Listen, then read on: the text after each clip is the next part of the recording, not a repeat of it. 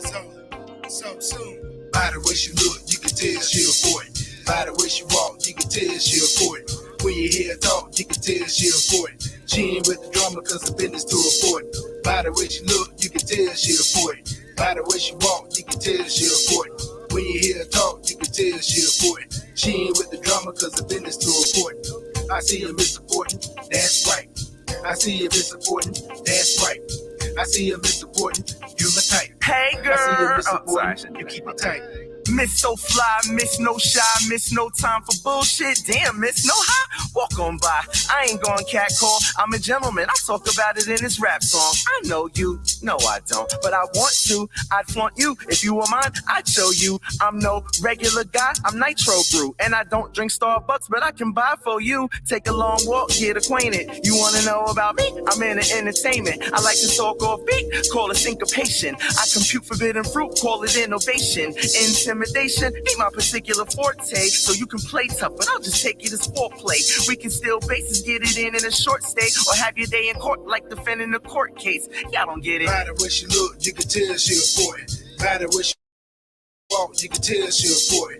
When you hear her talk, you can tell she a 40. She ain't with the drama cause her business to a 40. By the way she look, you can tell she a 40. By the way she walk, you can tell she a 40.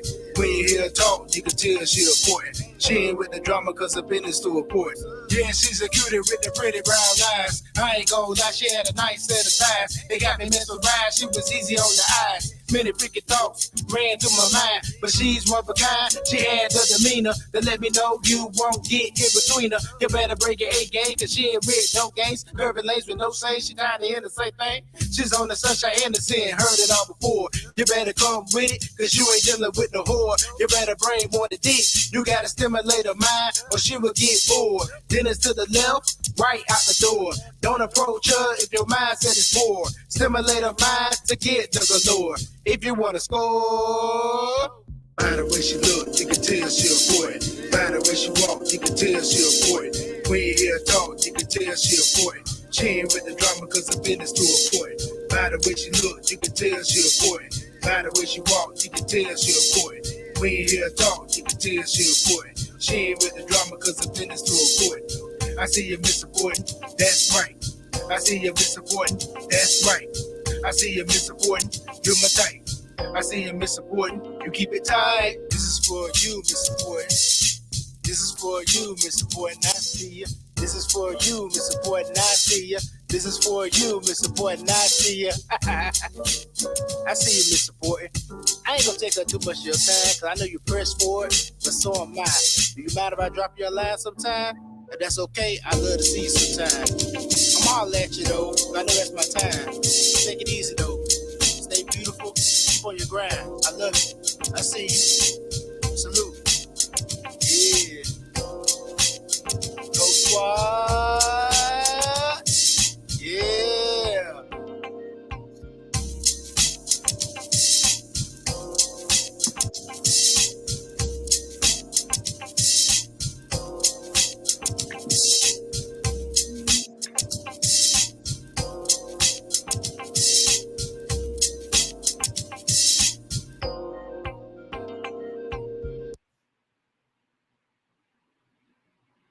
What up, Sosoon? What's good with it? What's good with on, it? brother? How you doing? Real good. Long time no see. Indeed. How you been? I've been good. Been working a lot. Word. Yes, sir. What about you? I know you've been touring a lot. Just, grinding, working, Right. touring, trying to put out music. Yeah. Yeah, good to see you. Good to see all you. right. You as well, bro. Yes, sir. We're gonna get into this Mr. Support. Where Virtue at? Let me text him. Yeah. I thought y'all might be watching the draft because I know the draft came on tonight. No, I don't watch it. Yeah, I really don't need it too much. I just let me hear about the picks, and then I find out if they're good or not. Right. Sure, I'll pay it. I was looking at something about Jimmy Butler. They saying Jimmy Butler might lead the Heat, but they saying he's gonna stay. Oh snap! Wow. Yeah, I want him to stay because I'm like, man, nah, he better not go nowhere. Right. Because if he goes somewhere, that's it. Yeah. They extended ban. Y'all automatic rebuild mode if you lose Jimmy. Yep. That's it. He got hurt. So, unfortunately, though. And y'all picked up Mikal Bridges. So, that's a good pickup for y'all, for the Knicks. Yep. I picked them up big time. I'm like, oh, we got Mikal Bridges. But I'm guessing they're gonna. I don't even want to make assumptions, but I feel like they're probably gonna be bringing him off the bench as a 6-man. Oh, hey, that's still good. That's still good because he's a good defender and he's a good scorer. Yeah, word. He can score. Yep. Shoot. Yeah. You probably seen the interview I did with Miss Hip Hop Star. Yeah. Last week. Yep. Yeah, she dope. Yeah, she's super dope. Yeah. Sorry, I wasn't able to be there live. I was at a wedding in Connecticut. Oh, you good? You good? Oh, good. No worries. But I'm glad that she discovered the song and was willing to bring you up. Yeah, she love it. So she reached out to me as soon as I did the promo for the song even really dropped because like the song was dropping that day as we did the promo. Right. Man, Virtue come and talk about that. Shout out to King Virtue who also produced the beat, and this is Sosoon. Introducing Sosoon. He came up, he popped up doing a playing of the song, and he's featuring on the song as well. And we're gonna be talking to him about the song, and well, since you up already, introduce yourself to the audience and let us know where you're from. What's going on? It's Sosoon, aka Sound of Something Out of Nothing, representing Queens, New York by way of Hell's Kitchen, Midtown Manhattan. Midtown Manhattan. Yes, sir. At least that's what right. Paid. Oh yeah, yeah. Because you from Queens, right? Yep. Yeah, Queens. Jamaica, Queens, born and raised. Mm-hmm. Yeah, I'm from Florida, so I'm gonna tell that's in Florida, and some people might not know. They go Virtue right now. Yeah. What up, Virtue? Yo, that's my fault. I forgot you good. StreamYard. You good? Good. I figured I said he'll pop up in a minute. I just sitting there chopping up with Sosoon a little bit, introduce himself. Right. You talk about a little sports as well. And good thing you came up in here. We definitely gonna talk about tell people the story how I got this beat. We gotta dig some more deep in there because I know I did on the interview with Miss Hip Hop Star. But while you up there, Virtue, go ahead and introduce yourself to the audience and let those know who might not know who you are. Introduce yourself and let us know where you're from. My name is King Virtue. I am originally from Long Island, New York. I now live in Virginia. Been here since 2009. So Virginia is not my home, but I am a native New Yorker. Yes, sir. Not according to Sosoon, though.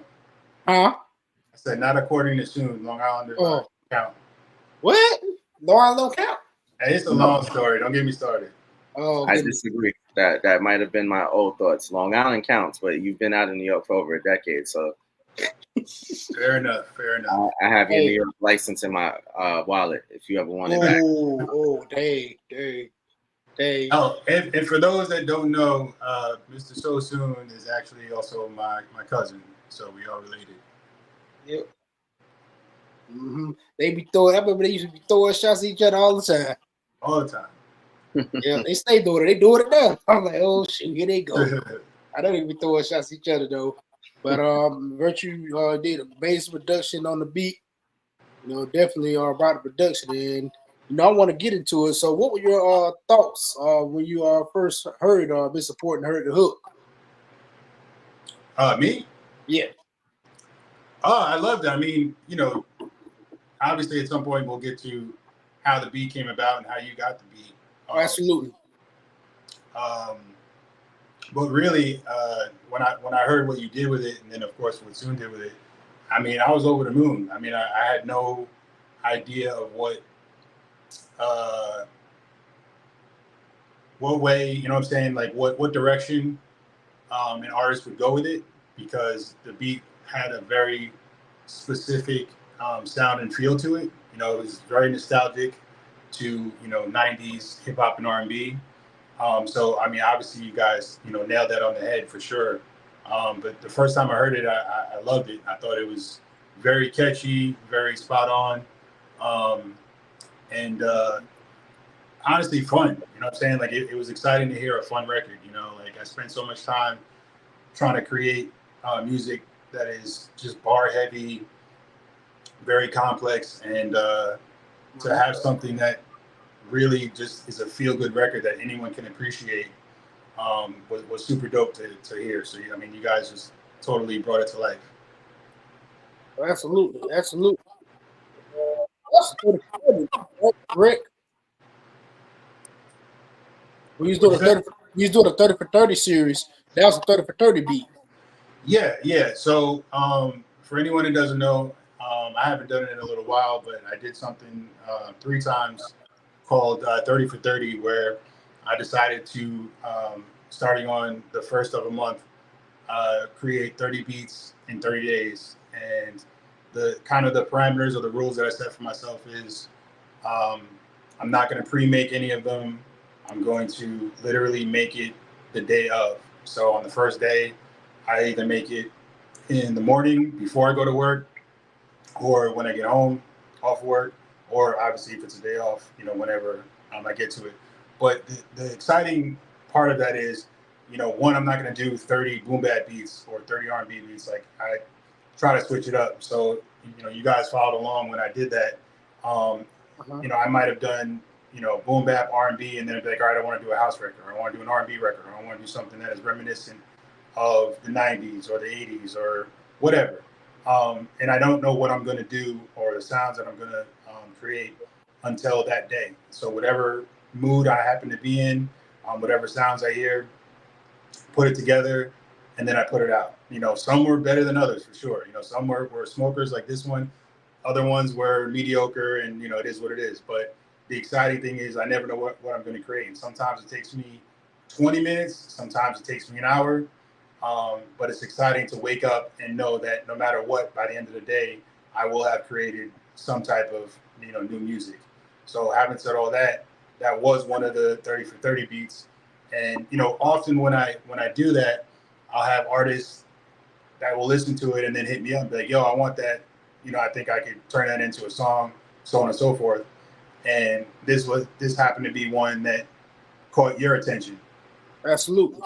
So yeah, I might as well get right to it. So basically, this was during Versus, during the pandemic, and it was going to be Fat Joe versus Ja Rule, and we decided to place a little wager, and I was convinced, nobody could tell me anything, that Fat Joe was going to smoke Ja Rule's boots, and the wager was, if I lost, because you obviously picked Ja Rule, that you would get that beat. I would have to give you that beat.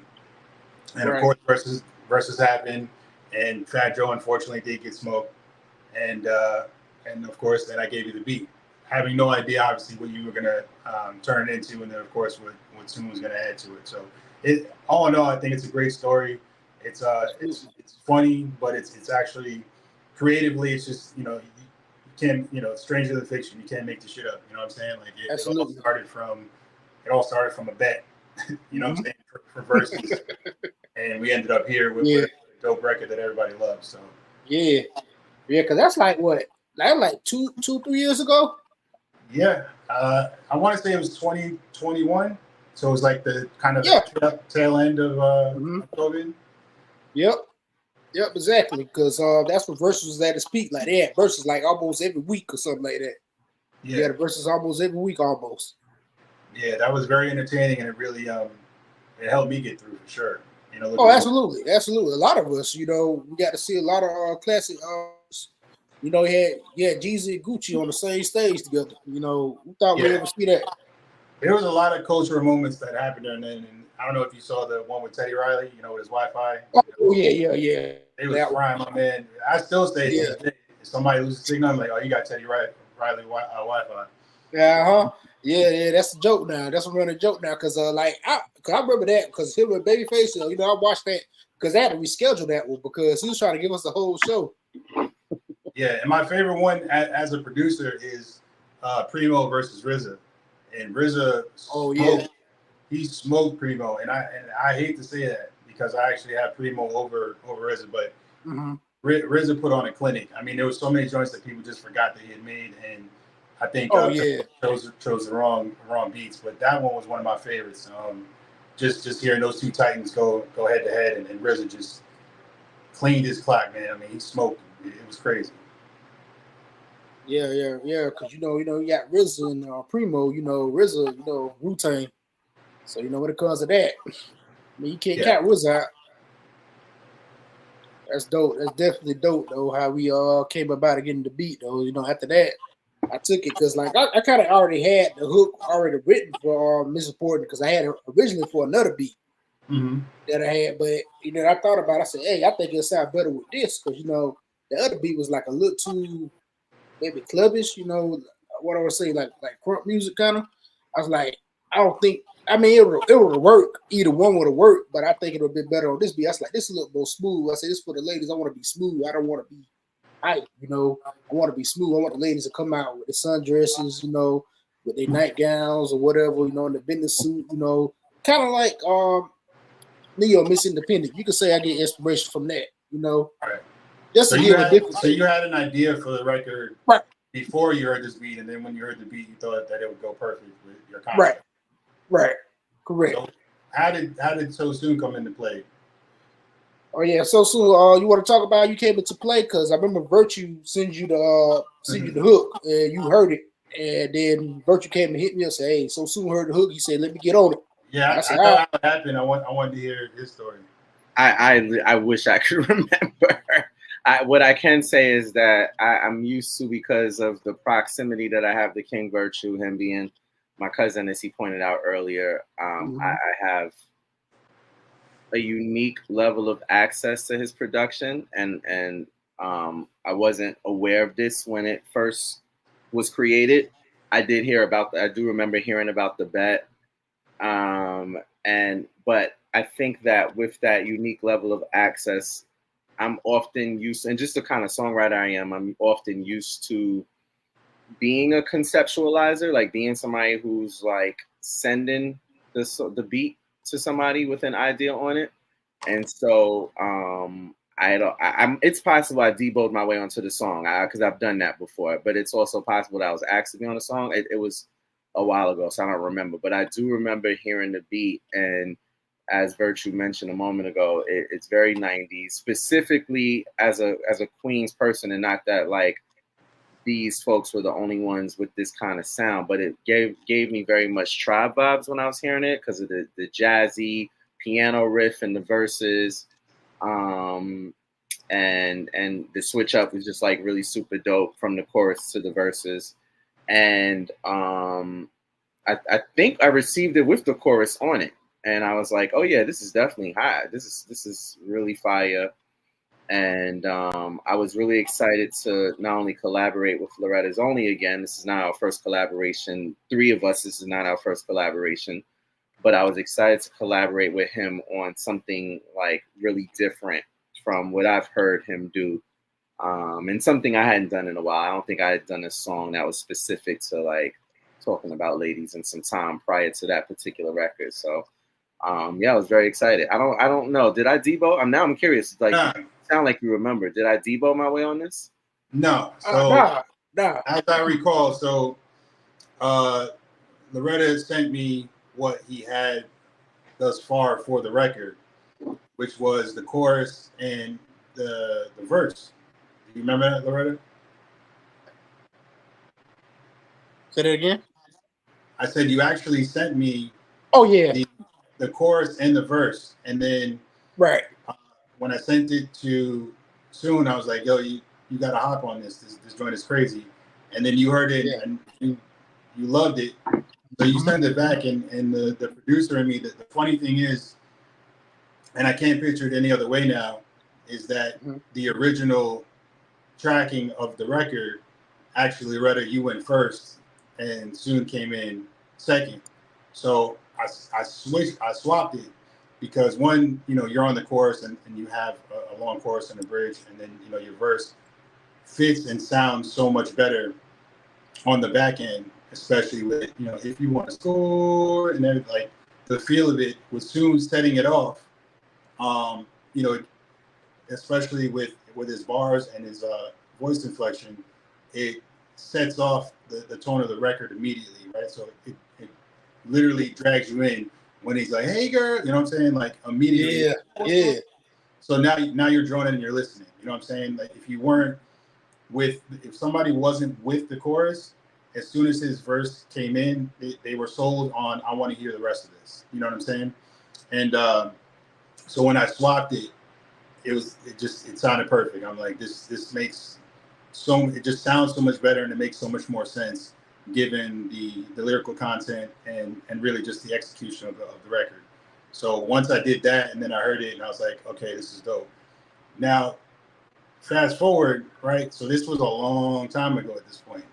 And I was going through my hard drive, just looking at either beats that I haven't turned into songs, old stuff that's in on my hard drive, and other unreleased songs that I started with, with different artists. And I came across that, and I remember that you had actually mixed and mastered it, and it was basically ready to go. You know what I mean? You were basically just waiting on me to be like, all right, let's go, let's release it. Right. And for whatever reason, and you call it the universe or whatever. Yeah. Nothing really just seemed like it was the right time to just throw it out there. And for whatever reason, it felt right. I was listening to it and I'm like, man, you know what? This joint really goes. You know what I'm saying? It sounds good. It's clean. It's catchy. It's fun. And this is the right time to release it. So I hit you up. I hit Soon up. And I was like, yo, let's put it out. You know what I'm saying? And I'm glad that we actually ended up waiting because it feels like a right now record versus if we had put it out back then, it would have probably, came and went like a fart in the wind. Now, Exactly. Given all three of us, you know what I'm saying, our trajectory, like how far we've come in music, particularly you, Loretta, with your podcasting. I know you haven't done much music, but I know you're back in it and you're working on your craft. And then Soon, with all the music he's dropped since 2021 and all the tours and all the collaborations and going overseas and all that, like so much has occurred and all the records that I've put out and all the collaborations and tours that I've been on, we've all grown as artists and creatives. And the record to me feels timeless, and it was literally the perfect time to drop it. So. Right, absolutely.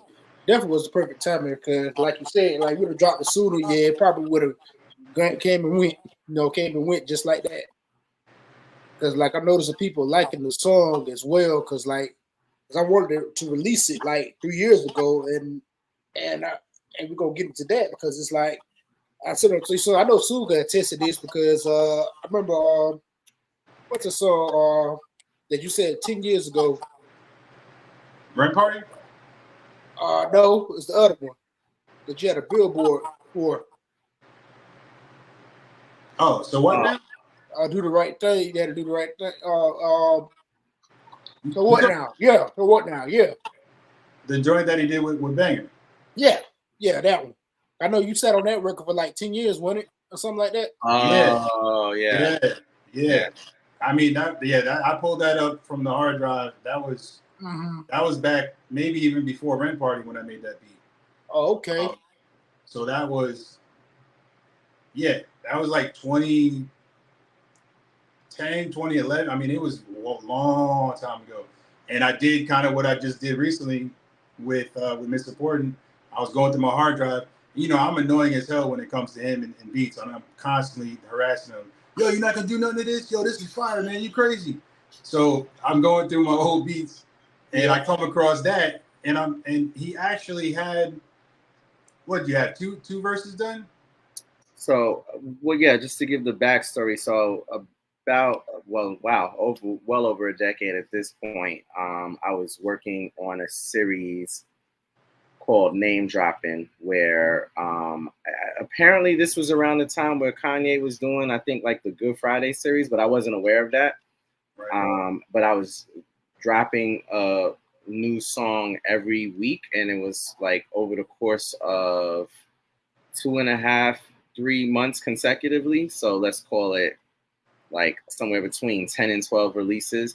But the goal was to like that every song was a collaboration, because at that point in my career, and even now, a lot of my solo projects don't have a lot of collaborations on it. When I'm in solo project mode, I'm very much in like solo mode, and I don't often think about ways to incorporate other voices into the project. I'm trying to kind of shift away from that a little bit, but I just get into that zone where like if I'm gonna do 8, 9, 10, however many songs, it's just like, all right, I'm gonna conceptualize and do a majority of these myself. And so I really, and then I also been like just meeting so many amazing artists, singers, poets, of course, MCs, and you always get into these conversations like, yo, let's work on something. And so I just wanted to kind of like create that space to be able to collaborate folks. So I created a SoundCloud, just put a bunch of beats up on it, and it was kind of like some of them had concepts on them, some of them already had verses on them. And it was just like, if you hear something you like, then fill that in or let me know. I'll pull it off the SoundCloud so nobody else comes clamoring for it. And then let's just work on the song. And So What Now was part of that. And then fast forward to 2020 when Virtue and I co-executive produced Sony Quarantine, Sound of New York Quarantine, as we were getting close to wrapping up the album. No, actually not even getting close. We finished the first version of the project, which was an EP.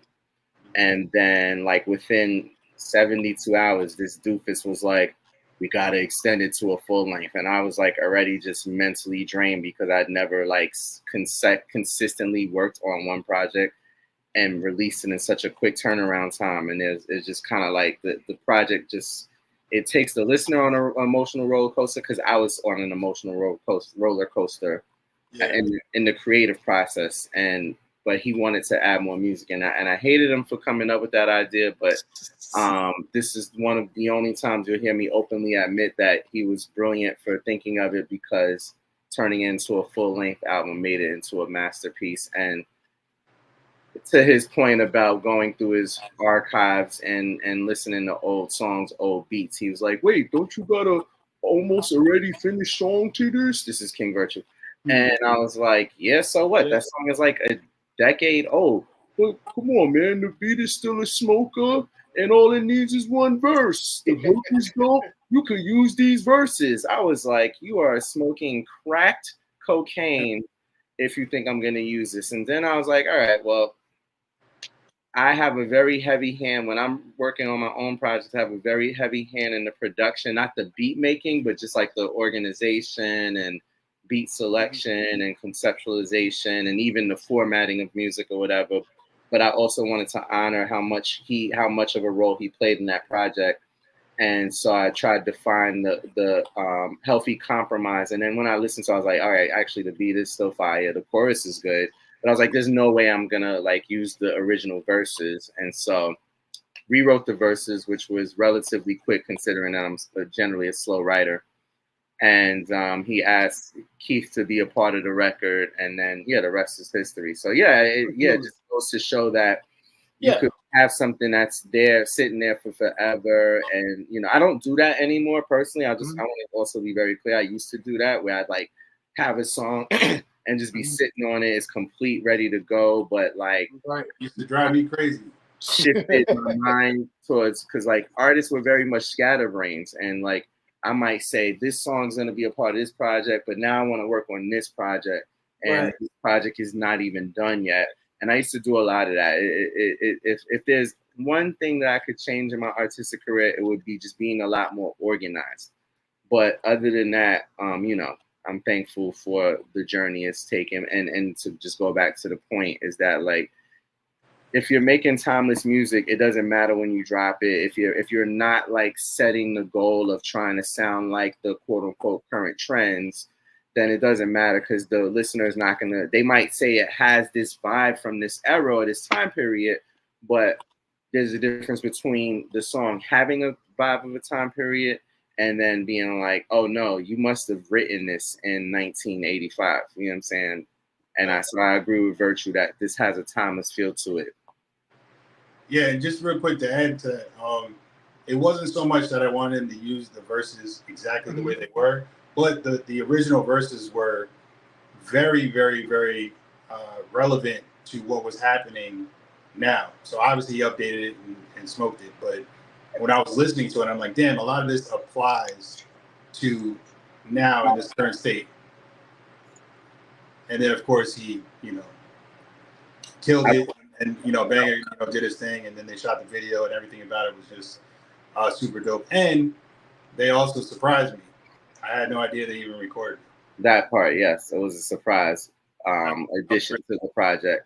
But I just want to chime in really quickly, Loretta. I don't want to take up too much space from you as a viewer, nor do I want to shift gears from Misimportant. But this man literally did say, "Yo, these verses are ready to go now. All it needs is a third verse. I can give the song in its current form to somebody, put a verse on it, and we could put this song out." And I looked at that man in the pit of his soul and said, "No." Stories. Yeah, look at Tony. What's up, Tony? I see Tony popped up in here, man. Appreciate you. Tony Dimes. What up? Tony Dimes. What's up? I didn't know I was going to be part of the show. I thought I was just going to pop in and watch. I just brought you up. I said maybe you want to talk about Misimportant. Oh, Misimportant's terrific, man. I've been waiting forever for this to come out. Yeah. So you heard it too, so you know too. Yeah, I'm privy to. Yeah, how you been, man? Teddy Riley Wi-Fi. Uh-oh. Yeah, actually, all right, there you go. I can hear you now. Dons was the first person that I sent it to when I was thinking about releasing it, and I was like, "Yo, listen to this." I'm like, "You think we should drop this?" And he was like, "Hell yeah, drop this, man. What are you waiting on? You've had it forever." And he was right. And then, of course, I contacted you, and soon, and the rest is history. But Dons is pretty much my unofficial A&R. So if it's trash, he'll tell me. If it's dope, he'll tell me. So if he gives the go ahead, then I know that it's the right move. And you need people like that in your corner. 100%. Yep. You can't have yes men. And me and Soon talk about everything musically, but at the end of the day, it makes for the best possible product in the end. If you could hear some of the conversations that even the three of us have revolving around music and songs and records that we're working on, it actually would probably be a pretty good damn show to watch, because it's not always easy, but we love and trust each other enough that at the end we're going to have the best possible product, because we all care so much about each other, not dropping the ball when it comes to creating and putting out good music. Right, absolutely. Because definitely, and I definitely appreciate that, and appreciate you, Daz, for telling him that put that out. Because when he hit me up, because he texts me like, and I was like, oh shoot. I'm like, oh shoot. I'm like, oh shoot. He's like, yeah, let's put it out. I was like, you think it's ready? He told me the mix is good, because really, I thought I had to do some more to the mix, because I really didn't do too much to the mix. I just pretty much just added compression, did it regular. I didn't have to do nothing to Sosoon vocals. I just had to level it and everything, and level the beat. Because virtually you already have the mix, you have a good mix, so nobody really had to touch it. I ain't really do too much to the beat. I was hitting how I supposed to. I said, well, I ain't gonna do too much. I just gotta level it. So really, that was like an easy song for me to mix, because I just had to level it. I just had to get my vocals right and deal with the compression and everything to get the EQ right. And when you say, oh, let me listen to it, I said, yeah, you did good to mix it. You told me you had to do much to it. I said, well, cool. I said, let's put it out. You mastered it, and you mastered it again. I said, yeah, this will sound better. So let's go with it.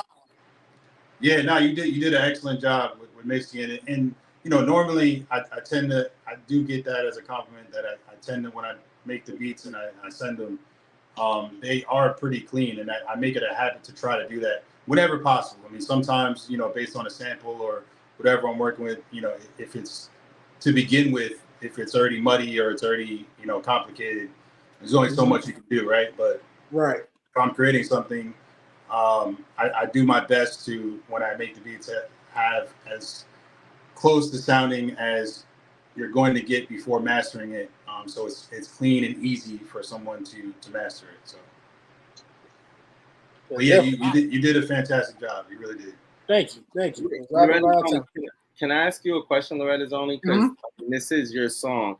You mentioned a moment ago that you already had the concept even before you received the beat, and you essentially transferred this concept, this chorus, and I think you said the verse also from one beat to another. But what when you conceptualize this, kind of what was going through your mind at that moment, and then when you got this beat and decided to make the shift, what was that? What was happening for you in that moment? What happened me for that moment was I was trying to figure out like, well, why can't I said make a song for the ladies that's like completely different than here toward the shake. So she got her fat ass or something like that. Say, well, how about I make a song for the ladies where I'm looking at her beauty. As men, we are physical creatures. We're more physical than women. When it comes to seeing or looking at a woman, we're gonna do that. That's our thing. So I was like, well, how can I say I admire a woman's beauty? All her features. She got a nice body, but without making it seem like creepy or I'm just being thirsty for attention or just want sex. Like, let me look at other qualities about her that she's smart. Not only she look good, but look how smart she is by the way she walk, the way she talk, the way her carry herself. It's like she's a classy lady though. You can see the assets, but you also can also have that respect as a lady that you can't approach her like you approach a woman in the club or somebody that's twerking that ass. You're not gonna approach her that way. You're gonna approach her on some grown man shit. Like this lady right here, she about her business. She ain't with that nonsense. Which is like led me to saying like she on a Sunshine Anderson heard it all before because we see a lot social media with women going the same cat calling with men, same punchlines, same lines, same pickup lines to get tired of that. Men doing the same thing. So I was like, let me do something different, and I felt like there was a record related. So that's how I came up with the concept.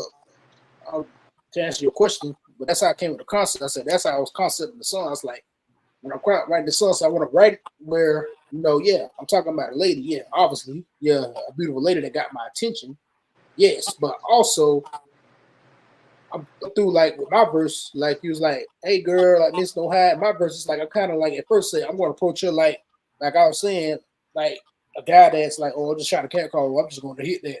I'm just going to try to get those skins." I like she got pretty brown eyes. She got a nice set of thighs, and I thought about, hold up, let me spin back. This ain't the type of chick. You got to approach her on a different note. Yeah, I noticed it. I'm saying I noticed that.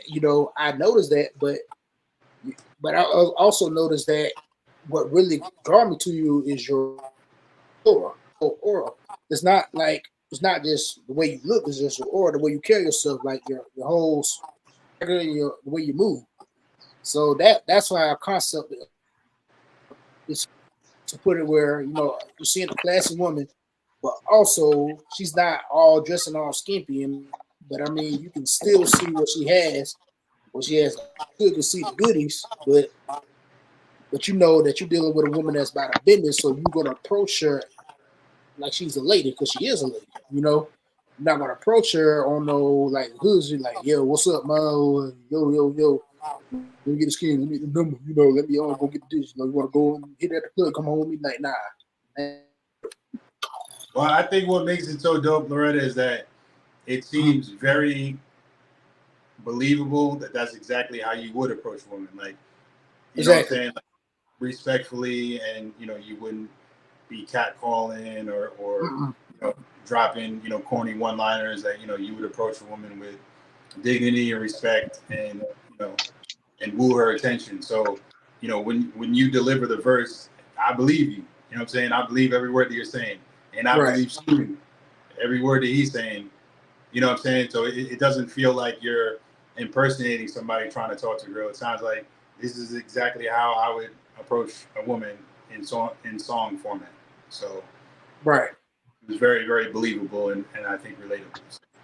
Absolutely. And that's what I was shooting for, because I was shooting for it. I like, man, I don't want to make no song. Everybody already got that. I've made a song like that. I don't know if you heard back then when I was like in the military. I had a song called Twerk Team on a mixtape I ever released. My first mixtape I ever released back in 2015. I had a song Twerk. Probably when you get up. Now that song was completely different from the support. I can make music like that, but I was like, nah, I don't want to do that. Yeah, nah, you definitely nailed it with this record. I think it was it was grown and sexy. It's also Right. with our age. You know what I'm saying? We're not 20-year-olds that are trying to pick up something. Like you're trying to find a sophisticated woman. Exactly. Yeah. That at It's this definitely point. a great song, man. Oh, thank you, Dams. What kind of Very responses have you been getting from the ladies about the record? I've been getting great responses from the ladies so far. Miss Hip Hop Star, she was on the IG. She's in the comments. She loved it. That's how she reached out to me when I did the interview last week with her on her show Speak Your Mind podcast. And she got it on Spotify right now. So anybody in the audience haven't heard that, go listen to that as well. Those very dope interviews. She has some very great questions, and she got some things out of me too from the song. And she also said her favorite lines of the song. And I'm glad she caught it the way she broke it down when I was talking about, she on the sunset and since she heard it all before. I like how she broke it down. So Annie Wata, she also loved it too as well. Brick City Babe, she loves it. So pretty much any female that I know. Mm-hmm. Have you, this is the first song you released in a real long time. Has this, I know you've also been going to comic book camp school and working on your writing skills and songwriting skills. Right. Has the release of this record and the positive feedback reignited, your passion for wanting to record going forward? Absolutely. Yes, it has.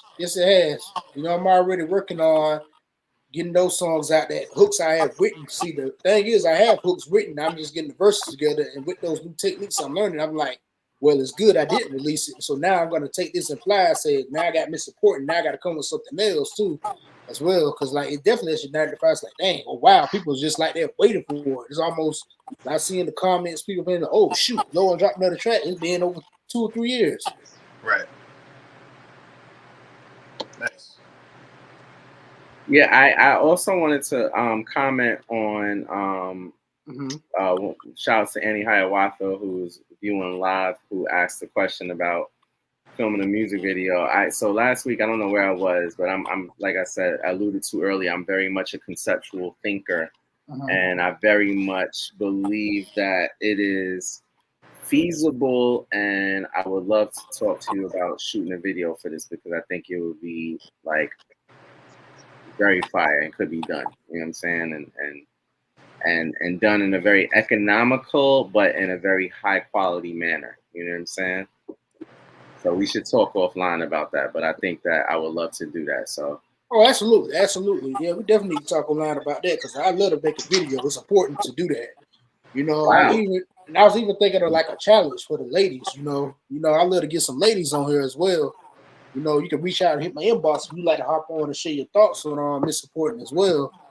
You can hop on here as well. I have up to 10 people, I believe, on our StreamYard. You can hop on and share your thoughts because I definitely want to get the ladies more involved because and it's going to be a dope challenge. The idea that I have though, we can talk online about that too as well. Speaking of Miss Important, shout out to Dom's closing out his Miss Important. Wow, that was. Nah, I'm joking. I didn't know who was going to see this eventually. Couldn't resist. Had to do it. Oh my God, hilarious. Yeah. No, I think it's a great song. It's something you could hear on like a radio or excuse me. I hesitate to use pop, but it could be a popular song. You know what I mean? Right. And it's just super catchy. I mean, not to take away from your verse, LL, but Sue's nuts. Oh yeah, and knows a way to be. Yeah, but besides that, it's just knows a way to be super catchy and know how to get on a track like this. Right. And it's fire, and the beat's crazy. Absolutely, you know absolutely. Virtue did his thing. I'm like, man, this beat so crazy. Like every once in a while, you might get one of these gems, and you just can't sit on it. You got to get it out there. Exactly. And like Richard said, the timing wasn't right, but I'm glad I did take heed to the rest. Like, yeah, the timing's right now. So yeah, it's time to release it. This beat is song is too dope not to release. That beat dope. Kids can dance. Do the break dance. I remember the 30 for 30. I was thinking about the chicks doing the break dance. Maybe we could put that in the video or something. It's the summer too. This is a summer song. Yeah, it is. Sundress song. Sundress Right. weather. Right. Because you see all the ladies wearing the sundresses out, you know. Yeah, Well, I have an definitely. echo, or is that just me? Huh? Do you hear an echo when I speak? Yeah, I hear a little echo. I just say you. I don't know. I don't know if it's like with the quality. I don't know what it is. Yeah. I don't know why it's an echo. It sounds all right. Yeah, I didn't hear anything bad. I ain't hear no echo. Nah. I'm not muted. I'm good. What's next for Loretta's Only? What's next? What's next for me is to release some more. You know, to show about the skills. You know, what I'm learning off of Just Right. You know, release some of those verses that I did. You know, I actually did a verse for some actually released called "Doubt Me." So I'm releasing that. So I'm working on that. So that's probably most likely going to be the next song. So that's pretty much next for me, you know, and continue to do live talks with Low. And I have a couple of people that reached out to me to be guests on the show. So I'm getting them lined up, getting them scheduled as well. Because, you know, I'm trying to get more interviews as well. Well, I mean, people are definitely going to be expecting some type of follow-up from you. So. Oh, absolutely. Absolutely. Yeah. So I have to do that follow-up. So, you know, I might have to take a little break from the podcast if I got to. You know, I would say, hey, I take a little break from the podcast just to get that follow-up done. I will.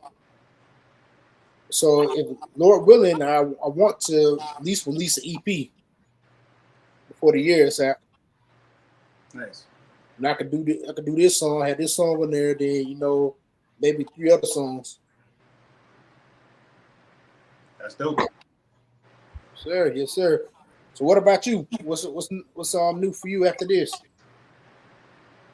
I know you released a couple of joints. I know you dropped a couple of joints. I mean, yeah, Miss Important. We got Four Assassins featuring, of course, Sosoon and Tony Dimes. Also, yours truly, the poet. Oh, nice. Heat Wave just came out with Tony Dimes and Mike Hoffa. Yeah, we got a joint with Act One and Show Rocket dropping on the 6th. And then, of course, I mean, the 3 of us are cooking up a bunch of stuff. We got the tour coming up in August. It's going to be super serious to kick off. You know, they killed their set. I mean, I'll let them tell it. But, okay. You know, I felt like I was there. You know, the one they gave me a shout out was my birthday, but also, you know, nice. I produced, you know, oftentimes a lot of their set. So even though I might not be on stage, I feel like I'm up there as well, you know. So the new records that they've recorded and performed are all doing well. And we got some stuff in the tuck, a new record that we've been working on that is just next level. Right. Oh, I gotta hear that. You know, you gotta let me hear it. I'll be looking for it too, and I can bring you back up here to talk about it too. Yeah. Yeah, that shit's gonna be a whole nother, not just a record. It's gonna be a whole vibe. Right. A new vibe. New vibe. Oh, nice. I already know how y'all get down. So, you know, I don't expect nothing less. You know, I already know it's gonna be some fire. I'll say before they say real quick is that, you know, for me, I'm just having a lot of fun right now. You know, I'm enjoying every moment of it. You know, it doesn't feel like that's important. Yeah. Right, that's important. You know, and that's important. You know, and that's the big thing about me supporting. You know, us having fun. You know, I had fun making this. You know, I had fun making this record. I really had fun. You know, I don't know about you, but I also like I know Richard had fun. I know Sosoon had fun because like it sounded like a fun record too. Not only I got the concept, we got the concept through that I was looking for. We also had fun. You know, you can tell we having fun. Yeah, it's just a fun record. What it was. Yeah, it's a fun record. You know, you can't take life all too serious. Well, I think to that point. I'm sorry. I apologize. I cut you off. What were you about to say? No, I was going to say, what do you guys got going on? Oh, well, I was going to answer that, but since you went back to Miss Important, and one thing I do want to add to that conversation is that, for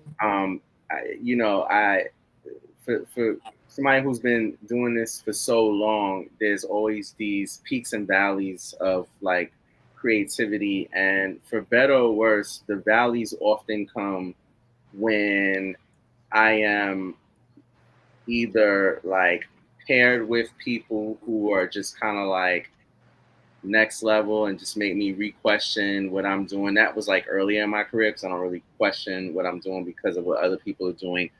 But I will say that I've had like recent valleys creatively, excuse me, which were in part due to just kind of the circles of people I roll in, and I think it's important to note that like for whatever reason I've been aligned with these like what Tony Doms refers to as Jedis, like MCs, it's lyrical miracle folks who just they think about every bar that's said, written, and they want to dissect and they want to be like, you know, bar scientists, you know what I'm saying? And sometimes that kind of makes me forget what makes me as an artist so authentic and so me. And so I've had some of those valleys, but when I think about a song like Miss Important, I appreciate it because it gives me the opportunity to like not overthink it and just really truly be myself. And a huge part of who I am as an artist is somebody who likes to have fun and just be silly and but also say things in a very clever way and you know really something that like I think the goal ideally is that when people are listening to the music we're making is that they're going to want to genuinely listen to it and listen to it again and again and again. Has that replay value. And for some people, the replay value is listening to songs that are bar central, bar heavy, because they want to go back and catch the things and dissect the things they might have missed the first or second listen. But Right. I think that, you know, when you think about vibe and music, Miss Important really, for numerous reasons, very much is a vibe. It's the lyrics on both of our verses. There's a juxtaposition to our writing styles and the way we approach the concept that I think works really well. The chorus is brilliant, so kudos to you. The chorus and bridge are brilliant. I see you Miss Important. That's right. I see you Miss Important. You're my type, and it's simple in a way that it needs to be simple for people to be able to catch on to it. The production is amazing. I think that we're in a generation that I'm still trying to adjust to this, but we're in a generation where because attention spans are so much shorter, like a lot of people are gravitating to making shorter songs. And I think Virtue has definitely jumped on that train. I am like back and forth, I think, depending on the song. But I think this song is the perfect amount of time where people get enough and then want to hear it again. You know what I'm saying? That's a big one, yeah. I appreciate it. You got replay value. Right. You know, you want that. So I appreciate being able to listen to this. And then I also will just quickly say that like women are one of the larger demographics for music in general. And so I feel like to be able to, for me personally, I was making a lot of serious music, a lot of boom bap, I mean, this is boom bap, but like smooth boom bap. I think this really gave me an opportunity to flex a muscle that's always there that I don't default go to. I could, but I don't default go to. So I appreciate the two of y'all for allowing me to be on this record, and I'm happy that you made the collective decision to release it when you did. Absolutely. And I would thank you for seeing my vision and also wanting to be a part of it, willing to be a part of it. Indeed. What you got? What's up, True? I'm not trying to hijack the live, but you know, I think that the concept of like just because there isn't any trickery in it means it's not good is crazy. You know, like there's bars in that song. You know, they might not be entendres, they might not be, you know, metaphors, but like to me, a bar is when you just say something dope. You know what I mean? And that shit is just a super dope record. You know what I mean? All the way through. The flow. Not always what you say, but how you say it. Right, exactly. Right. Yeah, exactly. And it's not even yeah, it's how you say it and the feeling behind it. And you can just hear in this production and in the verse that you guys are out here having fun. You know what I mean? Exactly. You're out here trying to make a record everybody's gonna enjoy. And you know, a lot of people like Soon touched upon the Jedis and pause. And you know what I mean? You gotta make records. You think you gotta make records that your coworkers might want to listen to. You gotta make records that the people on the street might want to listen to. Speaking to Jedis is great. Right. Especially if you're a Jedi yourself. You know, you might be trying to talk to the Jedis and might not be a Jedi, but still, there are a lot of people that consume music, and like Soon said, ladies are a huge part of that pie chart. Exactly. So yeah, I think it's a home run all the way around, man. Your bridge is crazy, just like Soon said. You know, the Tallahassee style and way you just present the rhyme. It's so earnest. It's so innocent. You know what I mean? So like that's how I feel. Like when I approach a woman, I'm giving her the genuine. Right. Absolutely. You know what I mean? And again, the beat's nuts. You stepped in shit when you got this beat, bro. Oh yeah, definitely. I told her, I said, "You sure, weren't you?" I was like, "You sure? You gonna lose?" I said, "You sure you don't? You sure you want to go against Ja?" I was like, "This ain't the time to go against Ja." I said, "Usually we hate on Ja. You know, everybody hates on Ja." But I said, "Nah, Ja Rule got the hits, regardless of if 50 Cent in the man career or not. He had those hits before that happened." I pity Ja. He's a talented man, and he is. We think about it. Got planted in the ground, and you know, is what it is. That's how. Yeah, it happens. Yeah, no, I mean, I was a man of my word. You know, I gave you the beat. You know what I'm saying? I love that. Yep. Good thing too. Good thing you did, because look what happened with it. Yeah. It works. A good thing it did. It worked out. Divine. It was all divine time. It worked out. The perfect feature for it. You know what I mean? To add that. Yeah. I mean, you couldn't have put anybody else on that shit. You know. And what I love about it, I mean, for me, that's probably my first record. Like, I'm a huge Kid and Play house party fan. Like, love it. Back in the day, like when it was actually cool to dance with a girl, you know what I'm saying? Before it became uncool and you just had to be posted up against the wall, and God forbid you start dancing, you're corny or you're whack or whatever. Yeah. So, you know, that was ever, you know, we grew up in when it was actually before it became everything hardcore. And you used to go to a party, you used to dance with a woman, you used to have fun, you know what I mean? You had the Kid and Play dance, you know what I'm saying? Like, people still do it to this day. Now, if somebody was to just come out with it now, you know, people might consider it corny, you know what I'm saying? But it still has stood the test of time for what, damn near 30 years now, maybe more.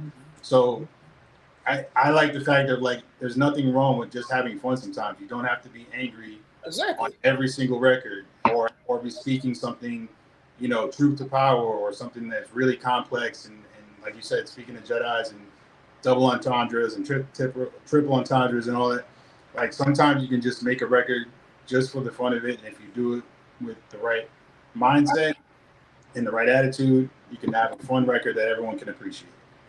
Exactly. Also about the soul of the record, not to jump right onto the track, but there's a lot of people making club records that are kind of like might not be as positive, might not be on this vibe. You know what I mean? There's a lot of female MCs out there talking about their body constantly and talking about things that you might not, you know what I mean? But this ain't that kind of record. This is a kind of record that is on a higher vibration. You know what I mean? Right. I want to, King Virtue brought up something I think is worth very quickly injecting into this conversation.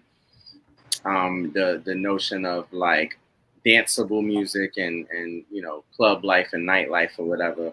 And I saw a conversation on social media last week that was centered around why the culture of nightlife has changed. And I've seen people give varying answers, but I want to say first of all that I agree. Like, I hear this song is like beginning of the night or end of the night vibes in a club. Like when you're walking in and people are still settling in, they're doing their rounds. The guys are doing rounds, checking the scene, seeing what's in there. Whatever. They're figuring out where you're gonna be posted up or who you're gonna be, who you might be interested in hollering at. Or the end of the night when you're like liquored up, but hopefully not like super inebriated and acting like a dick. And you're like, all right, this is my last shot to, walk away with a number or, take something to dinner or home with me, whatever. We're adults. We remember those days. Those days are past us now, but we certainly remember them. But so like, I think this is a good time for this conversation. Like, what do y'all feel like are the reasons why club culture is just so different? Probably because so people are so used to hearing one specific type of music in the club. They're not used to hearing different things like a smooth record, like it's important, and that's good that you said that. Like so like it's something that somebody could go in, either you leaving the club, or you're trying to go get 100, or you're peeping the scene, you're trying to figure out which lady you see. You say, oh, okay, I see her. I can match to her a little bit. Then maybe later on, later on after the club, you'll talk to her because you don't warmed up. You don't introduce yourself. So then you come back and say, hey, let me get your number. I think it's a generational thing, right? So I think our generation, again, we grew up with actual house parties and dancing with girls to reggae records, Shabba Ranks, and and Murder She Wrote and all that stuff. Like doing the butterfly and all types of wild madness. You know what I'm saying? The Cabbage Patch and Pepper Seed, the Running Man. Like you actually had to know how to do those dances. You know what I'm saying? Like, that was cool. That's how you actually got a girl, was being able to show that you can dance, not just do a two-step. So because I feel like we grew up in that culture where for us, in order to approach a girl, if you were in a club and you didn't know how to dance, like you'd be whacked to them. You know what I'm saying? Like you'd be corny because you couldn't dance. And then that basically kind of got switched, I would say, in like the early 2000s, maybe even like late 90s, when it really became more about hardcore rap. And then just generationally, the way that the younger kids have grown up, the way that they consume music is so different than how we consumed it, where you bought a CD, you sat with it for a while, or you actually, a lot of the music that I enjoyed, I learned or I found out about from movie soundtracks, right? That doesn't even really happen anymore. Some of my favorite records were joints that were only on soundtracks and stuff like that. So I feel like now it's because of of course the sound has changed, but then also just everything around it. Like again, I haven't been to a club in a long time, but a bar or lounge. If you go to a bar or lounge and it's a 90s R&B night or 90s hip hop and R&B, you'll have our generation in that crowd. And when those songs come on, like Return of the Mac or whatever, right?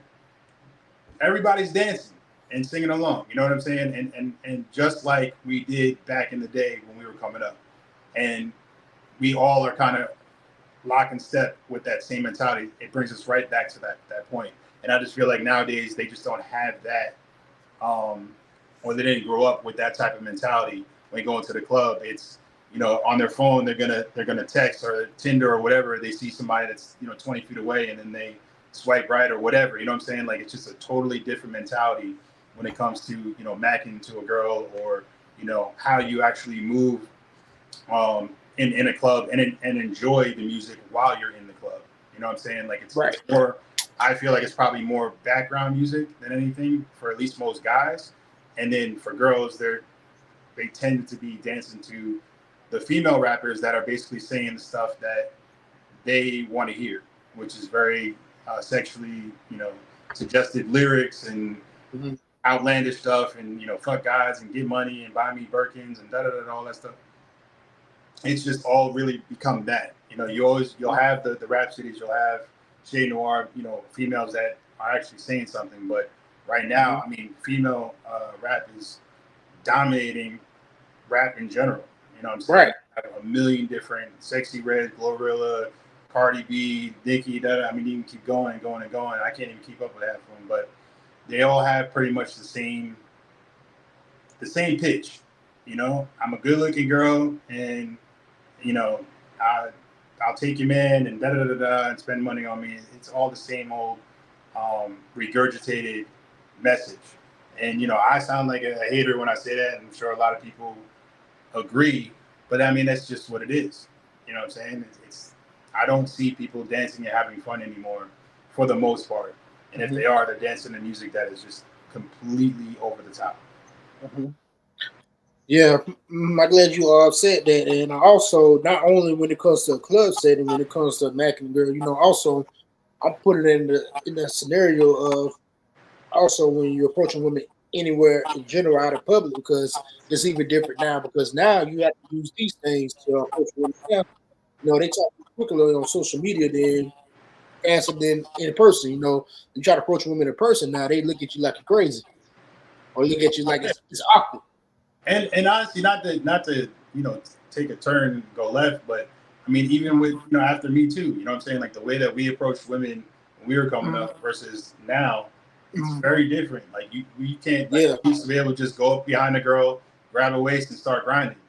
You can't do that. There was nothing wrong with it. That was standard procedure. You know what I'm saying? Back then, you do that now. Now you're a creep, and now you're this, that, and you know what I'm saying? So, and, I mean, progress is good. Don't get me wrong. I'm just saying, what is acceptable now was definitely not acceptable then, and it was accepted on both ends. Women expected guys to approach them aggressively, not creepy or anything, but you know what I'm saying, like actually make the move. And then now it's kind of become more of a you have to be a lot more subtle. What's the word I'm looking for, guys? Subtle. What is that now? You gotta be subtle with it.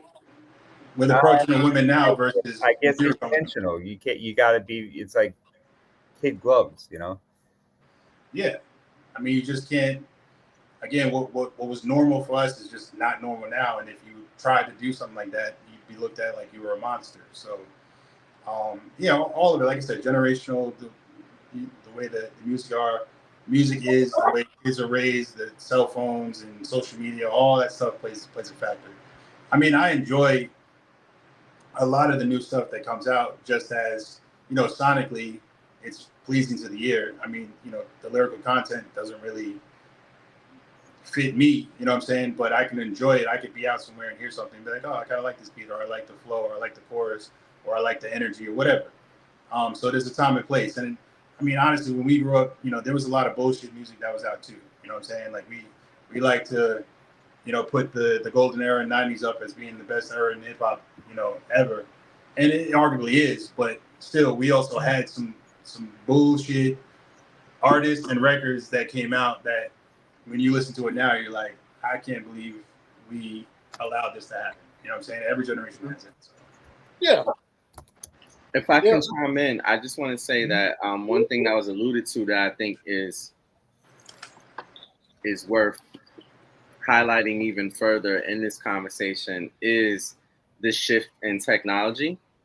It has the what Virtue said about like Me Too and it expanding feminism and the way that we interact with women and respecting boundaries and all these different things. That definitely plays a part in it. And I also think that technology has greatly decreased the level of like intimate. When I say intimate, I don't necessarily mean like the kind of intimacy that a couple shares, but like the example that Virtue mentioned, where back in the day you could be in a club and it was acceptable to walk up on a woman and dance with her, and in worst case scenario, she turn around, look at you, think that you're not attractive, or think you can't dance, and keep it pushing. But it wasn't that she was offended because you grabbed her waist. It was more that she was offended because she just found you unattractive or whatever. But I feel like the camera phones have decreased the amount of intimacy And I also think that with these evolutions in technology, and obviously we know that evolution is not necessarily always mean like positive. That's, it's very subjective. But I think the evolutions in technology are such now that it's also impacted how music is made and why music is made. But we also can't ignore the gatekeepers and the role that they play and what they deem as acceptable, like as commercially viable music versus what's not, and that could go, I could go into a whole, my cousin's favorite word of all time, diatribe about the gatekeepers and some of the intentionality behind what music and art, what artists are allowed to, be pushed commercially versus what aren't. But like, as a result of kind of like some of the negative things that came from our era, the 90s, the golden era, it just got exacerbated to a point now where now we have the technology. Now it's a lot easier to make music. It's a lot easier to consume music, but also now, not saying that the gatekeeping was amazing then, but it was relatively better. But now it's like talent is not molded. You could be a bag of straight hot trash, but if you have a viral following, somebody's gonna be like, we can do something with this. And there's no more artist development at all, period. I mean, I just saw yesterday a tweet somebody put up, which was pretty profound. I forgot this, but I did notice at one point, Kendrick actually came out when Joe Budden released Pump It Up. That's how early he was rhyming, but he had to be developed as an artist before he finally released, his debut album. That was years in the making. Same thing with even The Game, no matter how you feel about him. The Game was actually in 50 Cent's Get Rich or Die Trying, the In the Club record. He's in the video. He's dancing in the background. So, and that was 50's first record, right? He hadn't even blown up. And Game was already there. So he was already part of the label. And then, of course, he had to be developed as an artist and become who he is. And that's just something that is just missing completely from hip hop and I would say R&B as a generation. Because now, like Soon said, anybody with a phone can make music, upload something and it go viral. I mean, what's that chick's name? She's light skinned. I forget her name. But she basically blew up off of a song "Mooing Like a Cow." You know what I'm talking about? Ice Spice. Who? Ice Spice. No.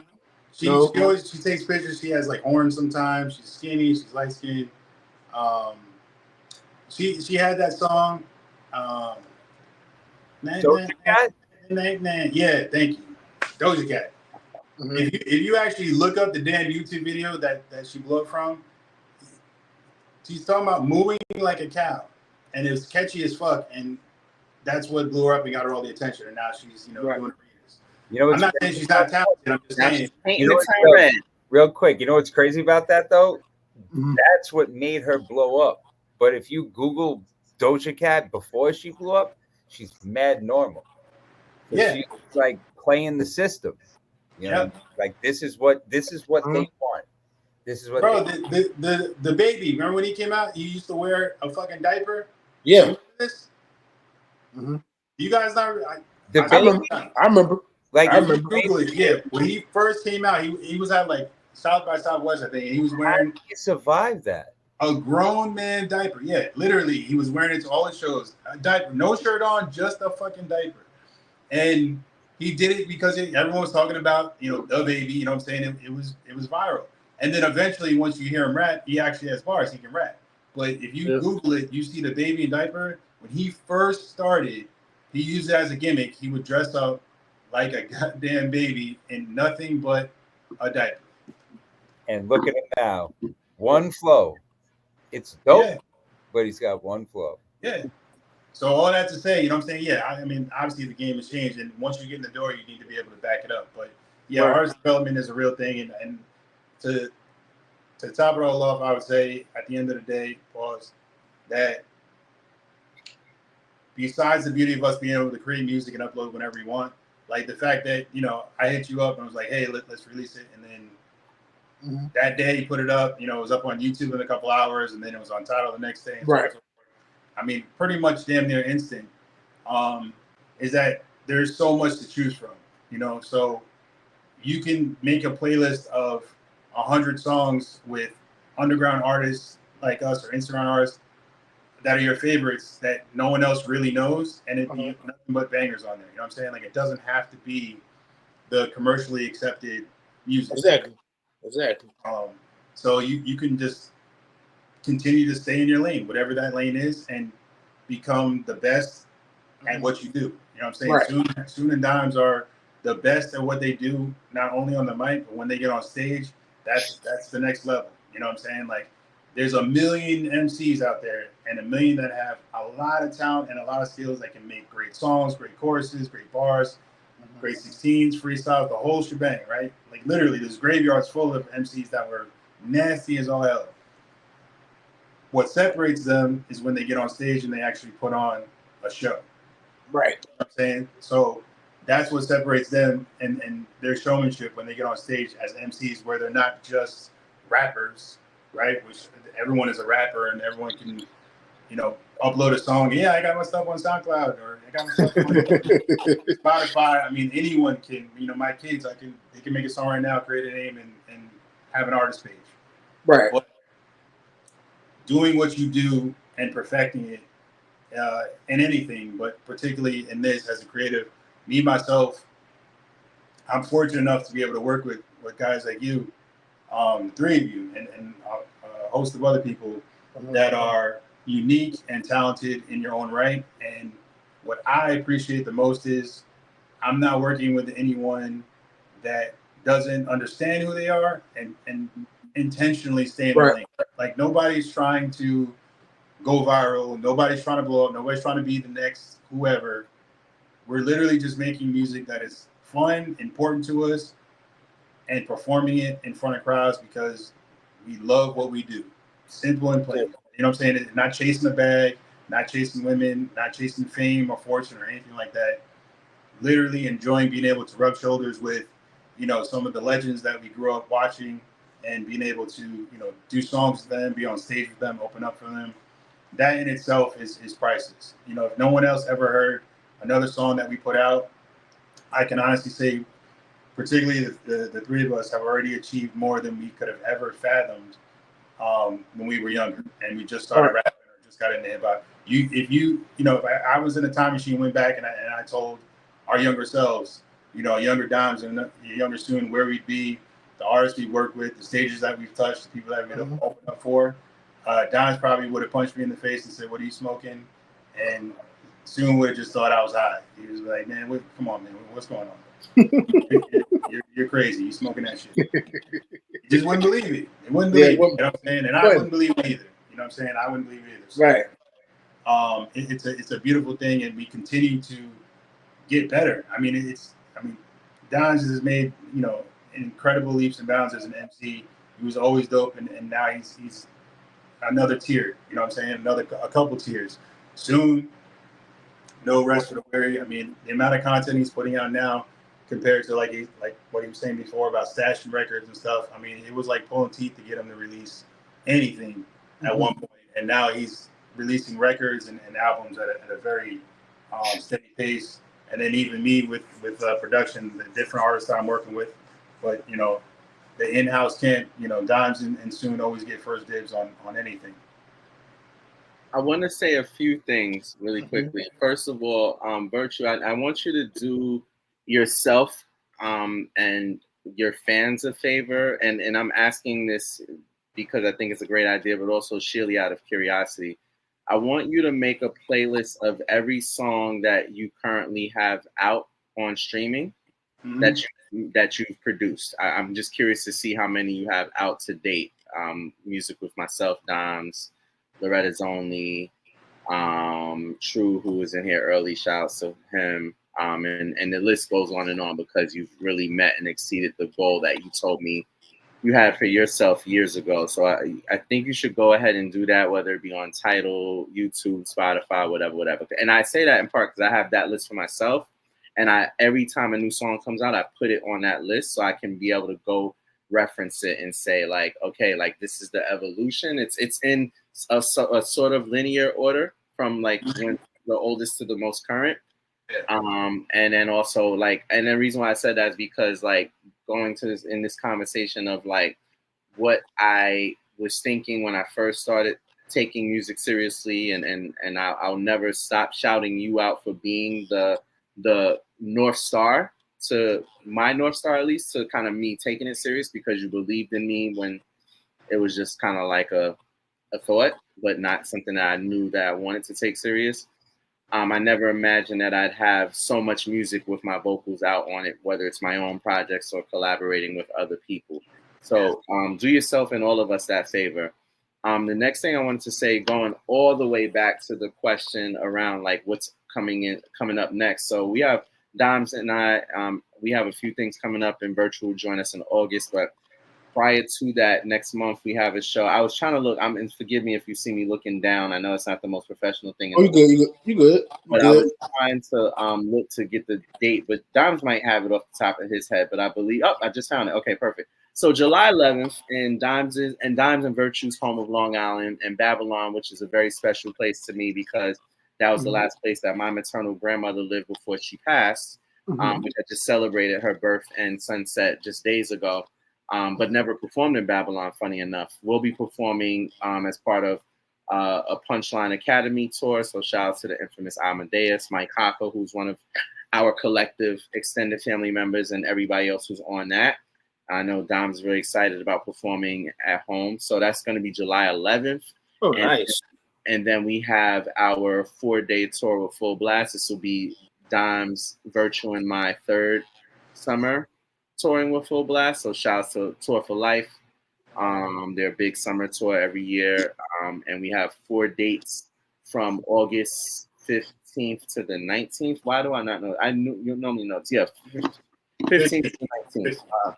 Yeah, so Thursday, Friday, Saturday, Sunday. Right. We'll be opening for Billy Dance of MOP, Rome Streets.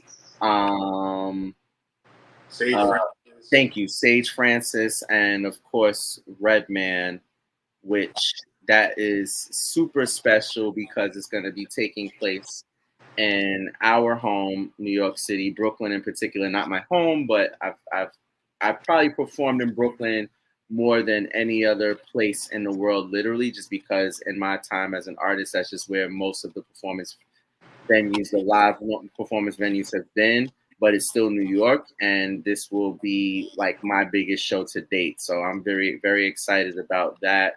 I'm excited about these records that I have with Dimes, and also shouts to Show Rocker, who will be a part of our set, Pendulum Inc. graduate and now professor. And so those are the things we have coming up. And then, of course, Dimes and I are working on an EP produced by King Virtue, and I'll be on the lookout for that. But, you know, we in the kitchen as well. And I just want to add in one more thing that, you know, besides all of the stages that you guys have touched, different states and artists you've opened up for, also, you know, probably one of the biggest, in my opinion, accomplishments for the three of us is, you know, you and Dimes and Soon both were on Punchline Academy, which is on Shade 45. Which is like, you know, if you remember back in the Ghost Squad days, I mean, how many times, you know, every day on the phone, I'm like, if you got a call to be on Funk Flex, or you got a call, you know what I'm saying? Do you have a 16 ready? And, you know, they did that, you know what I'm saying? And even Dimes got to meet Vinny Idol, you know what I'm saying? They were in the basement doing the Punchline Academy. And then, you know, Soon and Hopper actually got to go up to the Shade 45 studio where all of our favorite legends, and you know, Eminem owns Shade 45, so on and so forth. And one of my beats was one of the beats that Soon actually rapped over. So I had one of my beats being been played on Shade 45, and they actually were freestyling on Shade 45. Which I can think of at least 40 MCs that I know that would shoot their mother in the face for the opportunity. For an opportunity to get on there, not even to get on there, but just the chance. And they've already been able to achieve that, which which is a big honor. And you know, I know that they don't take it lightly, and I don't take it lightly that even my production was on there. So, you know, shout out to you guys for doing that, and also shout out for Produce with, you know, collabing with Amadeus and Punchline and looking out for full blast artists and giving people an opportunity, MCs an opportunity to be showcased on one of the biggest platforms, arguably the biggest when it comes to hip hop to date. You know what I'm saying?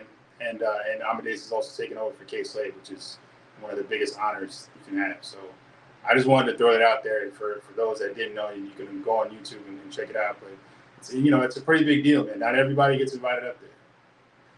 Most people don't. So. And I want to take it back really quickly and go back to another thing. I feel like everything I've been saying is on this interview has almost been a response to things Virtue has said, but just thinking about the trajectory of our individual and collective careers, and that includes you as well, Loretta's Only. I think that I'm at a stage in my life and my career now where, I mean, I've been in this stage for a long time, but, you know, the older I get, the more that I really settle with and appreciate this. But it's the fact that, like, you know, I've been making music for over half my life. And then I tell people all the time that this is the biggest commitment I've had to anything, period, in my life, right? But I think one of the biggest successes has been the relationships that have been forged from the time spent creating, because I've been like in so many different states as an artist. I've been out of the country a few times because of this, both directly and indirectly. And I've just performed so many shows. Malcolm Gladwell has the book where he talks about this theory of mastery at 10,000 hours of doing something. And I don't know. I've gone back and forth as to what, I guess if I think of the cumulative time that I've spent making music, whether it was performing, whether it was recording, writing, that's without a doubt 10,000 hours. But I don't think any in one of those individual activities have been 10,000 hours. But I know I've definitely put in my time and effort, and I'm really satisfied with what I've become as an artist and what I continue to be as an artist. But I think that one of the things that could easily be taken for granted is the relationships that are forged. Dimes and Virtue are best friends for life, and that relationship started for them in college. And at that time when I met Dimes, they were, you know, they're a few years older than me, not a lot, but a few years older than me, and they were at that time in our lives like older siblings to me, like big brothers. And now we're more like peers because the difference in age when you're college and high school versus adults is just the interactions are different.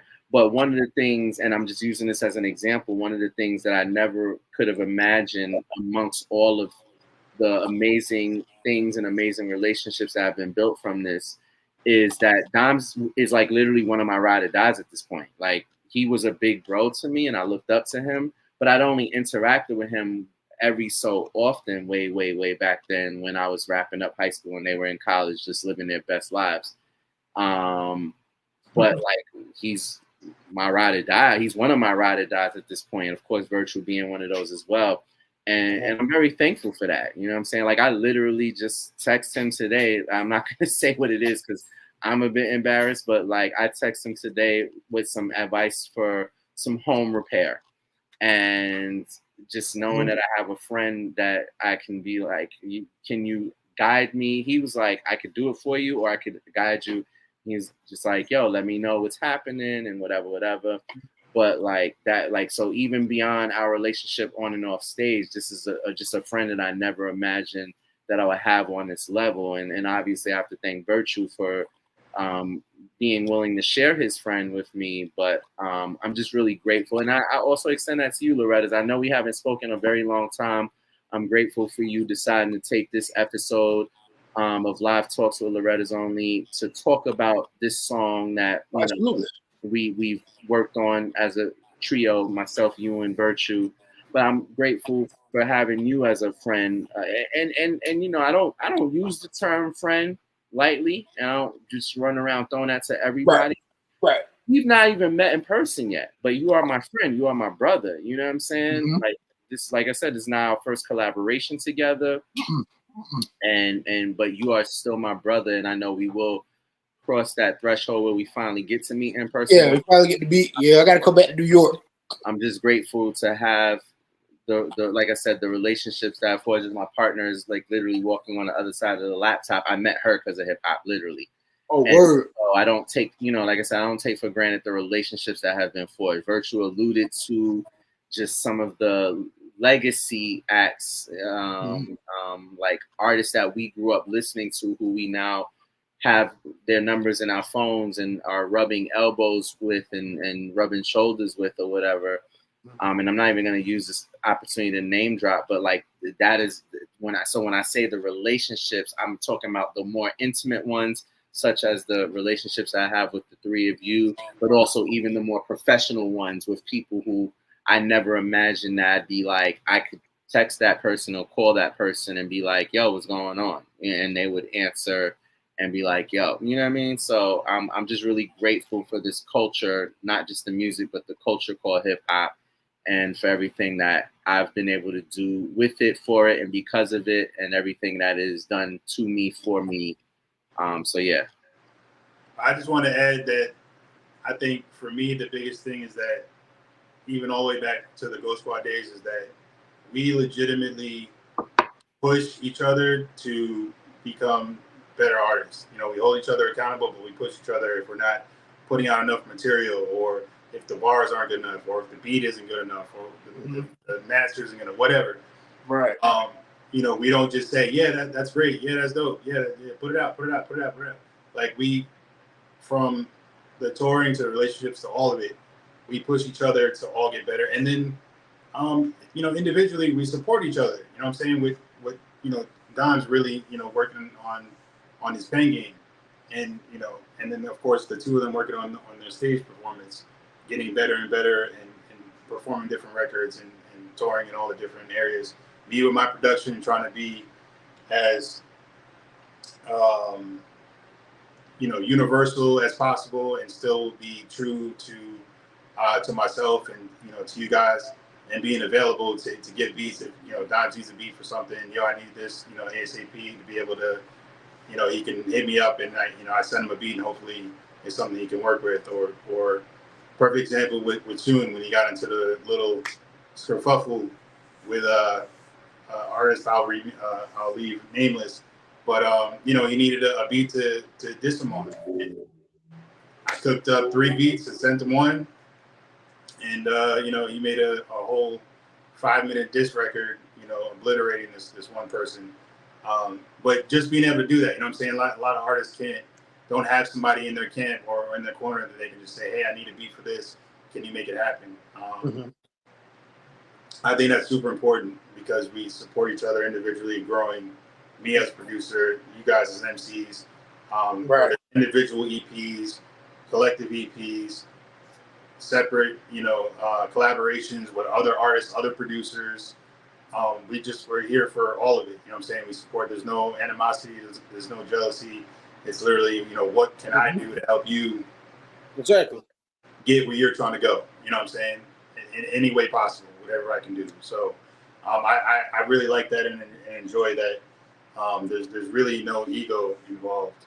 A success for Dimes is a success for me. A success for Sosoon, same thing, and even for you, Loretta, because we all come from a common place. Absolutely. That's what it's all about. It's about collaborating. That's what it's all about to me. To have fun. Like we were saying earlier, to have fun, make collaboration connections, because your network is your network. Yeah. Yep. So it's all about that. Collaborating. I think you guys too. I feel the same way about you too. Sosoon, at Dimes and Virtue, we never met a person, but we'll cross the threshold soon. So I feel the same way. Yeah, So that's how I have to be. Huh? What's that?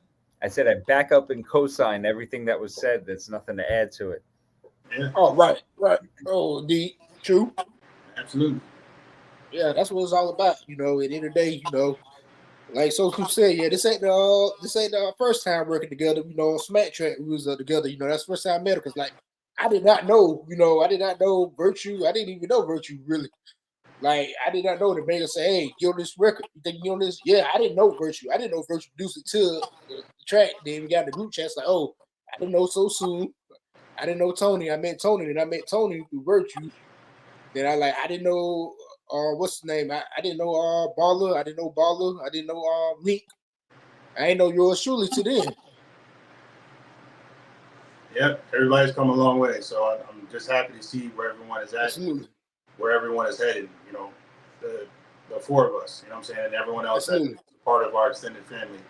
Everybody. I mean, you know, Hoffa is doing amazing things. Everyone is growing. Everyone is. Oh, absolutely. Is progressing. You know, no one is really stagnant. You know what I'm saying? And you know, God rest his soul. If Gons was still here, you know, he'd be progressing as well. You know what I'm saying? Absolutely. Hip hop and everything else he's doing in life. So you know, I'm genuinely happy to see everyone going after and achieving their goals or what they're looking to get out of not only hip hop but in life. You know what I'm saying? Everybody's forward moving. You know what I'm saying? No one is regressed as far as I'm concerned. The people that were part of the collective or are part of our collective, everybody seems to be moving onward and upward and putting out the best music that they've put out thus far. Right. Definitely indeed.